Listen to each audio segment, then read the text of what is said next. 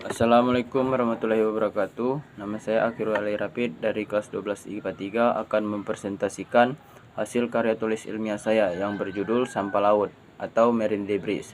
Bab 1 pendahuluan 1.1 latar belakang. Sampah laut merupakan suatu benda padat yang masuk ke perairan baik disengaja maupun tidak disengaja, yang dapat memberikan dampak buruk bagi ekosistem laut. Hadirnya sampah-sampah yang mencemari laut ini tentunya tidak akan lepas dari akibat aktivitas sehari-hari manusia. Semakin lama jumlah sampah yang ada di laut akan semakin meningkat karena jumlah manusia yang semakin bertambah. Oleh karena itu, dengan peningkatan jumlah sampah ini tentu saja akan semakin bertambah buruk bagi ekosistem laut yang ada di laut.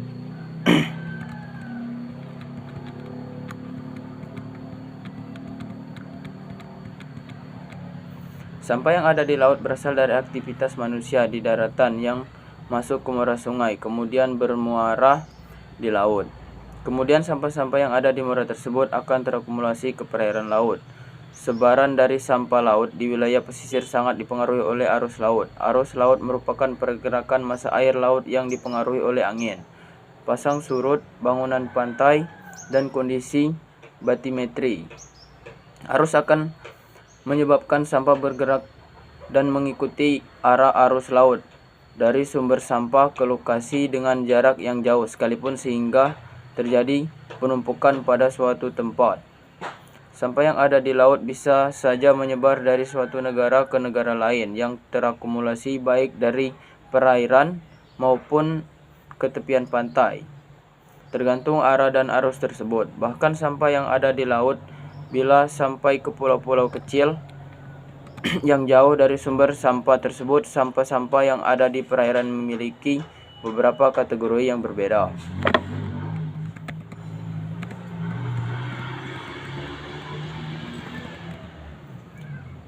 Sampah yang digolongkan menjadi 8 kategori yaitu plastik, kain, gelas, logam, karet, kertas, kayu, dan kategori terakhir dari bahan yang tidak dapat diklarifikasikan.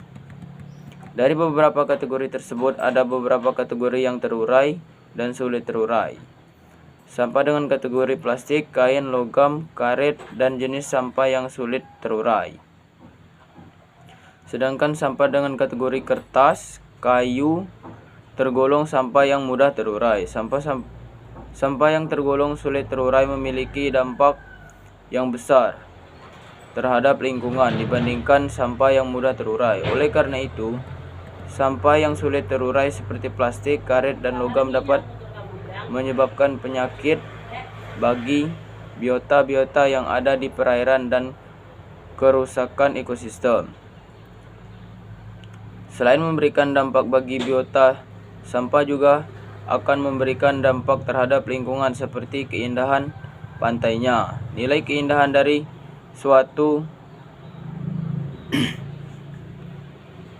perairan seperti pantai-pantai yang ada di Pulau Enggano akan semakin berkurang jika tercemar oleh sampah. Semakin banyak sampah yang masuk ke daerah pantai, maka akan semakin menurunkan nilai keindahannya, sehingga tingkat minat wisatawan akan semakin berkurang untuk berkunjung ke daerah tersebut. Berdasarkan latar belakang di atas, maka perlu dilakukan penelitian terkait akumulasi sampah laut atau marine debris untuk mengetahui jenis-jenis sampah laut.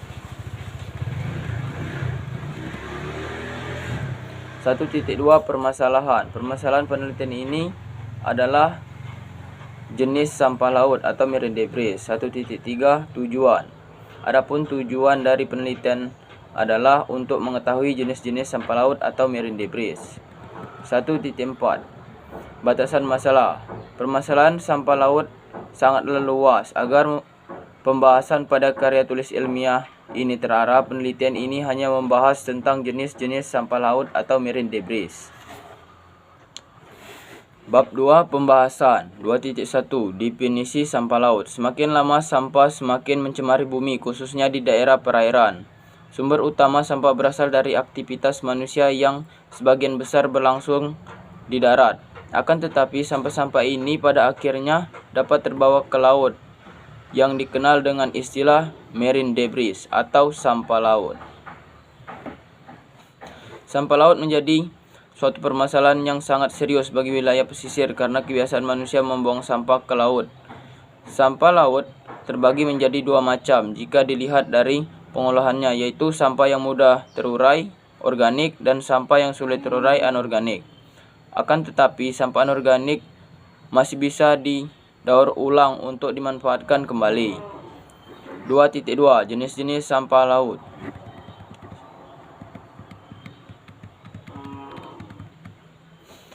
Sampah laut yang mudah terurai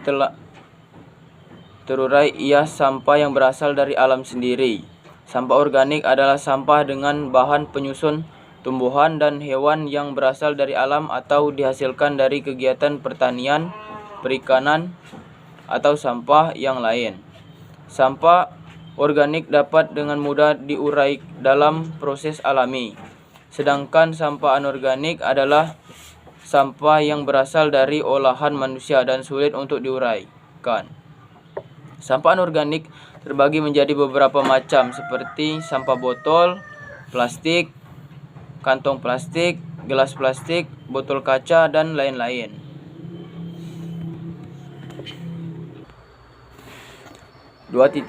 Dampak sampah laut. Sampah laut dapat memberikan dampak secara langsung atau tidak langsung terhadap kondisi dan produktivitas perairan.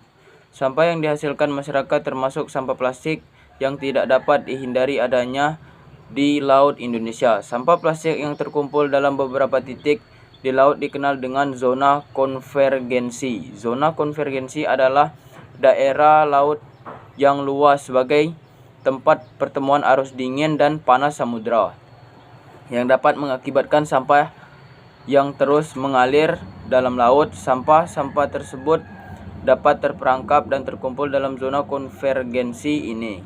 Kumpulan sampah yang ada terdiri dari kepingan sampah plastik yang tenggelam di dalam laut atau kepingan-kepingan sampah yang mengapung di permukaan laut. Dampak pencemaran sampah di Laut Indonesia akan berdampak pada konteks global karena Indonesia merupakan negara kepulauan dengan dikelilingi oleh laut yang sebagian tercemar oleh sampah dari aktivitas manusia yang tentunya akan berakibat pada perairan laut yang berdampak langsung pada laut. Samudra dunia yang secara global dengan secara langsung dan ikut tercemar oleh sampah. Samudra Pasifik termasuk ke dalam zona konvergensi yang memungkinkan terjadi adanya kumpulan sampah yang terperangkap sehingga dengan hal ini dapat mempengaruhi terhadap konteks global karena Samudra Pasifik adalah samudra yang berhadapan langsung dengan negara Jepang dan Amerika. Bab 3 penutup.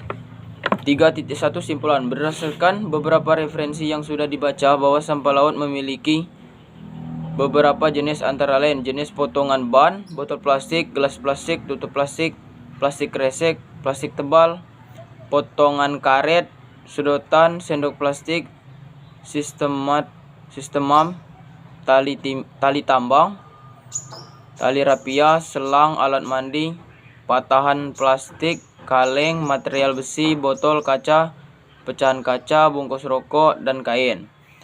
Dan sampah yang paling banyak ditemukan adalah sampah jenis botol plastik. Selanjutnya 3.2 Saran. Sebaiknya masyarakat dapat mengolah sampah agar tidak dibuang secara sembarangan dan mencemari lingkungan. Selain itu, sebaiknya pihak pemerintah dapat menyediakan tempat pembuangan sampah yang baik, sampah yang tersedia pada setiap desa sehingga masyarakat mempunyai tempat untuk membuang sampah dan tidak mencemari lingkungan. Itu saja presentasi dari saya. Saya akhiri. Wassalamualaikum warahmatullahi wabarakatuh.